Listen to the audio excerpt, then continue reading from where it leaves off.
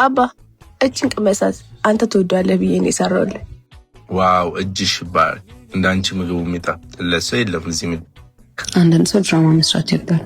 ልታይ ማለት በኋላ ደብቆኝ ይመጣል። ማሂ ምን ሆነሻል? ዝም በይ እንጂ። ናቲ እጃችንን ታጥበን እንምጣ እስቲ። እሺ። ምን እየሆነ ነው ያለው ናቲ? ምን አደረኩ? ሳም አንተ አይደለህም ባለቤት ነች። ለምንድን ነው ሁሉ ጊዜ የኛን ፍቅር የሚረብሽ ነገር የምታደርገው? ጠረጴዛ ላይ የምታሳየው ነገር ምንድን ነው? ማሽሟጠጥ፣ በቆሪጥ ማየት ምንድን ነው ነገሩ? ቅናት ነው ወይስ ምንድን ነው? ይቅርታ ሳም፣ እኔ ራሱ ደብሮኛል። ከቤት ቆጣን ጀምሮ የሆነ ነገር ሆናለች። እኔ እመክራታለሁ። እባክህ ንገራት። ሊሃ አንተንም እሷንም አክብራን ያስተናገደቻችሁ። ቤታችንና ፍቅራችንን የሚረብሽ ነገር አልፈልግም። እሺ ጓደኛዬ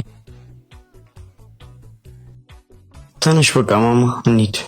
እንዴ ቆይ ገና መች ተጫወትን? በቃ ይበቃ። እኛም ለራሳችን ጊዜ መስጠት ይኖርብናል። የፍቅር ብቻ ሳይሆን የመማማሪያ። እሺ